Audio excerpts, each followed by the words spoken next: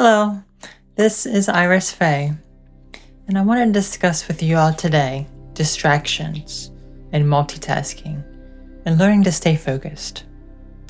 In this ever-growing, expanding world that we live in today, we are often so distracted. There are so many distractions, whether they be television, cell phones, games, whatever else, so it can be so hard to stay focused on one thing.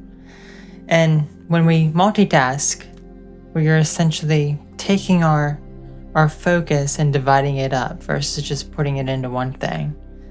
And while multitasking can be a skill that a lot of us may be happy with and proud of, it's often a deterrent to distract us even more from focusing on just one thing. Because when we give something our all and put all of our time and energy into one particular thing before moving on to another, we will end up doing a much better job at that task than we would if we scattered our thoughts everywhere. So I wanted to share with you all some helpful tips that can perhaps help you get more focused and be less distracted. So, what are the things that distract you? That is the number one thing to realize. When we figure out what those things are that distract us, it can become easier to learn to recognize when we are becoming distracted with them, and then learn to put them away. Let's say, for example, and this is, I'm sure, a very, very common one, people who are always on their cell phone. You get a text message, you hear that sound, and you have to pick up your phone and look, and you just stop what you're doing at any moment to do that. Let's say social media. You go on social media, you go on Facebook, and you look. You go on Twitter and look, or wherever else you have an account, because perhaps you have maybe some free time, or maybe you get a message and you want to get on there and look and see who's talking to you. There can be any number of things that can distract us, and these, I think, are the most common ones in this modern world that we live in. And technology and social media and connecting, you have such wonderful experiences. You can learn so much, you can grow so much, you can connect with people from across the world, but a lot of us abuse it and don't know how to properly utilize it unless we get distracted. That's kind of where we are very stuck at the moment. So that's number one, to figure out what is distracting you and why it's distracting you. So once you have that, then you can recognize when you're beginning to get distracted. So let's say with the cell phone, you get a text message. Perhaps a way to turn it off is to essentially turn your phone off, put it on Do Not Disturb mode, or do something else that will make it so you don't need to check it. It may be so tempting early on when you hear that sound to do that because you've become conditioned to look at it every time you hear that sound. So maybe initially it is best to turn it off or put it into Do Not Disturb mode. Then from there, if you feel as though you're comfortable enough, maybe you could then just see how you cope with it. If it does go off, just learn to bring back your focus to the project you're working on. But the best idea is to turn it off. So if you're working on a project and you want to give it your all, you have to let all the other distractions go, almost like tunnel vision. You want to have one thing in sight, and that's the end of the tunnel, the thing you're working on. You don't want all these branching paths, all these openings in this tunnel. Rather, you just want to focus and get right to the end of that, because what's going to happen is you're going to do it much more efficiently, and you're going to do it much better if you stay focused on it.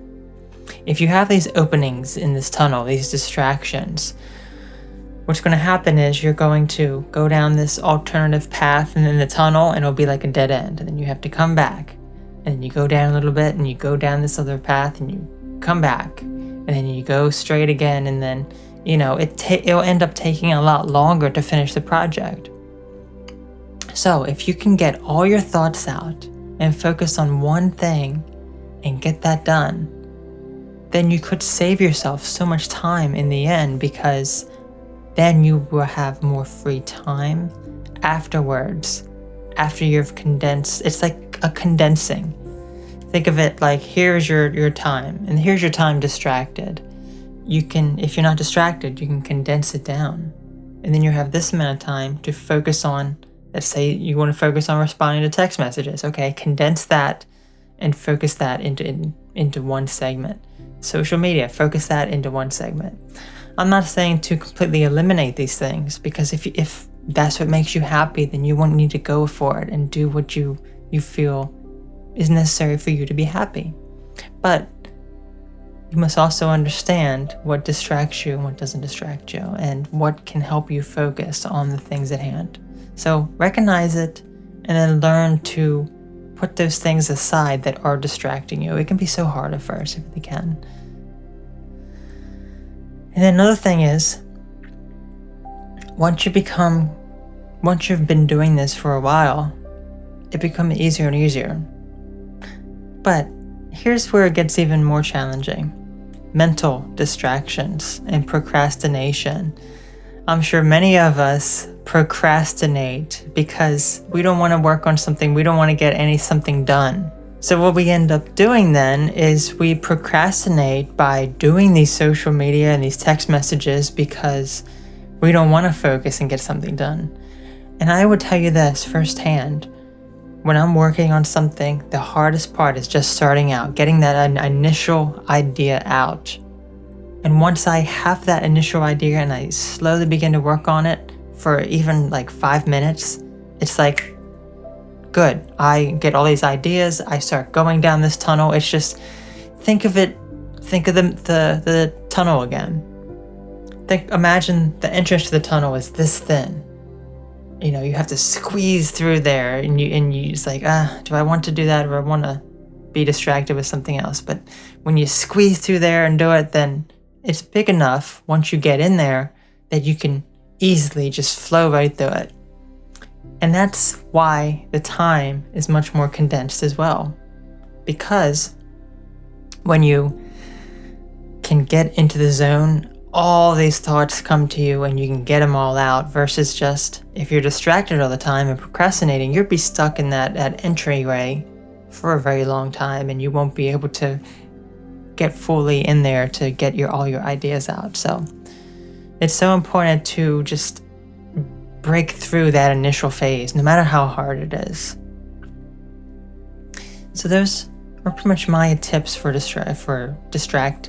distractions and learning to come back to yourself. I know another very crucial thing with distractions is, I think the biggest thing is the mental distraction. So if you can tame your mind and calm your thoughts, that can be very beneficial. And I've always expressed major benefits with meditation. And for many people, meditation, it's like the tunnel. It's so hard to do. You can't do it. You get distracted. Your thoughts go elsewhere. But once you spend a few minutes getting into it, all those thoughts are gone. So you just have to employ these techniques and these tips. You have to learn to breathe and relax and let all that go. And then once, after a few minutes pass, you will be able to get into that zone of pure relaxation. A lot of times, if you're focusing on your breath when meditating and you're getting distracted, one of the best things is to not so much focus on the breath in and the breath out, but also the gaps between the breath. Because that is where I've found to be the most distracted. So I can breathe in, focus, and then I can breathe out, focus. And then after like a few seconds, I find my mind somewhere else. It's like, I thought I was focusing on my breath. But the more I focus more on the gaps between the breaths, so I breathe in, and before I breathe out, there's a little pause. that is where the distraction comes into play. So that's what you really want to focus on. So when you breathe in, you focus on that gap. And I've made a guided meditation about this, and I will link that to you. And it's like a conveyor belt. You breathe in, and then once you get to that edge, you focus, and then you breathe out, and then you let that pause go. Breathe in, and you just keep doing it, and then it just goes on its own, and it's just very, very relaxing. So that may be able to help, and I sure hope that it does. So those are all my tips for today. If you have any other tips, please feel free to leave a comment and let me know, and let everyone else know so they can apply those tips to their lives as well, okay? So I thank you very much for watching this, and I hope you have a wonderful, wonderful day ahead. Okay?